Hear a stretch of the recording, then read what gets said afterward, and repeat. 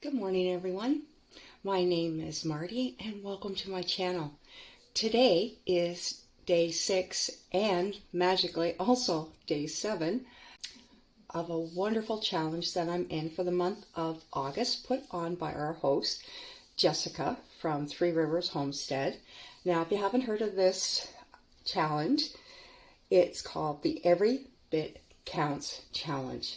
And what you can do with that is, if you're a gardener, you're preserving and putting down and freezing, whatever you can, in little bits every day, just putting it away for 30 days, and you would be amazed at how much you can actually do. Even in the smallest amounts really do add up.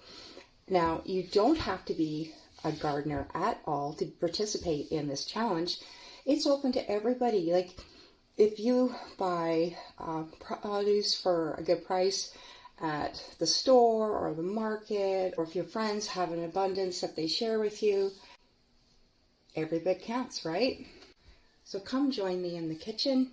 I'm doing a lot of dehydrating. I am dehydrating some more rhubarb and different melons. Let's see, cantaloupe, watermelon. Watermelon has been on my to try list for a while. And also, I think I have a mixture of different herbs and flowers and stuff. Not quite a full tray of some things, but it all fits in the one dehydrator, so that works out really well. So let's turn the camera around and I'll see you in a minute.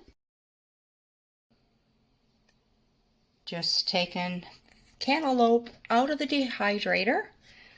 First time I've done it, and I absolutely adore it, and it's a win with the kids. They thought it was mango. I'm going to package them up in these little Ziploc bags and store them in the freezer, because like the banana chips, I like them icy cold when I eat them. It just adds to the enjoyment in the summertime. Hard to believe, that's a cantaloupe in each bag, a whole cantaloupe. So I'll take these lightweight bags and I tuck them into a very heavy-duty freezer bag to protect them in the freezer. And you can certainly store them in a little glass jar, which some of them later, when I get more of the cantaloupe, I will certainly do that. Dehydrating watermelon, even if it's just for the scent in your house, it smells fantastic.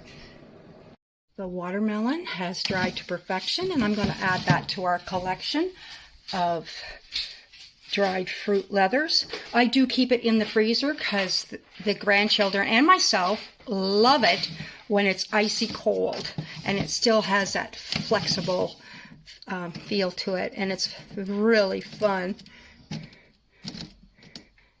And look at how bendy it is.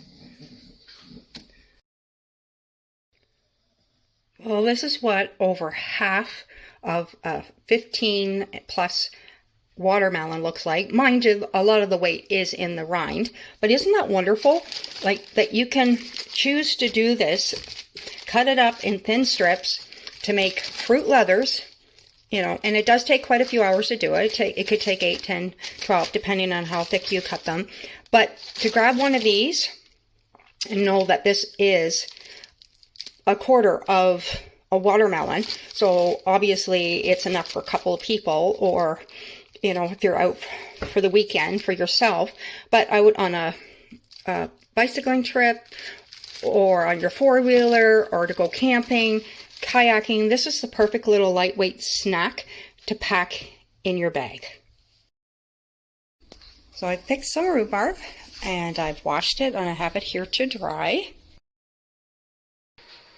I have 2, 4, 6, 7 more bags.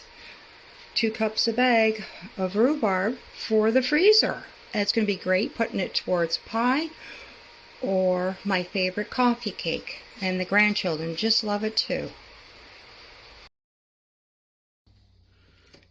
So So I've cut 4 trays of rhubarb for the Dehydrate. I have cut them just under ½ an inch thick. And I'm going to put them in here. Close the door. Turn that on. Set the temperature. Now, I dehydrate them at 131. And this is the timer. And I'm going to reduce that to 6 hours, but I think it's going to take more like 8. But for now, we will do it for 6. Oh wow, it smells amazing in here already. Well, the dehydrator has been off for a little bit, and they've cooled off, and look how nice they are.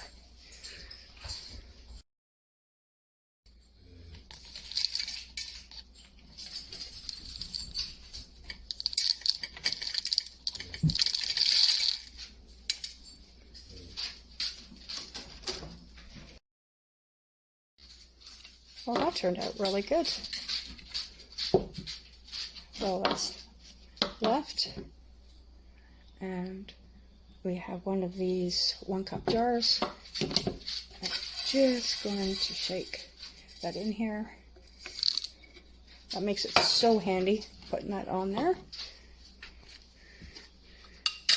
And the lid on.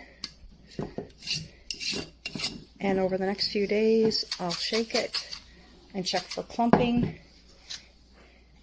And there we go, a jar of rhubarb done. So I finished my lap around my yard and my different gardens, and I have enough to fill up my dehydrator today. And this is going to be working away while I'm off foraging for a few hours. It's a great use of my time. I do like to multitask. I have some laundry on as well.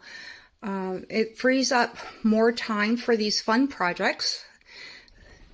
So this is the flower tops of the basil. I have them all in the top. So I have chamomile flowers. Also, these are the mullein. So chamomile flowers, mullein flowers, and then on either side of the mullein, I have, these are freshly picked today, calendula, and this was picked about 2 days ago, and I didn't have enough to run a dehydrator at the time, so I'm not going to run this for one tray or one little row even.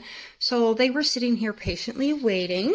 And then down here, I'm giving it lots of room to aerate in here and dry.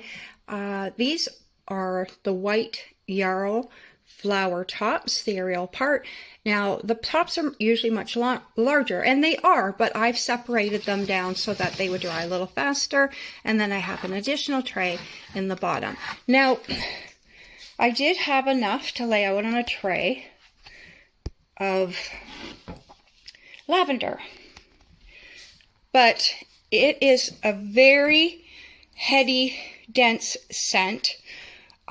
There's oils in it as well. Same with a lot of the other things that are in my dehydrator. But this scent will blow through everything in my dehydrator, and I'm not going to put it in there. So this is going to dry off separately, and it will retain all of its natural scent. And then everything I have in here will retain everything to its natural scent as well. Wow, where did that spider come from? Oh goodness. Oh, it's August. They do like to come in at this time of year. Well, thank you so much for joining me today in the kitchen and keeping me company. And thank you again to our lovely host, Jessica from Three Rivers Homestead. This Every Bit Counts challenge is wonderful. And take care. I'll see you tomorrow.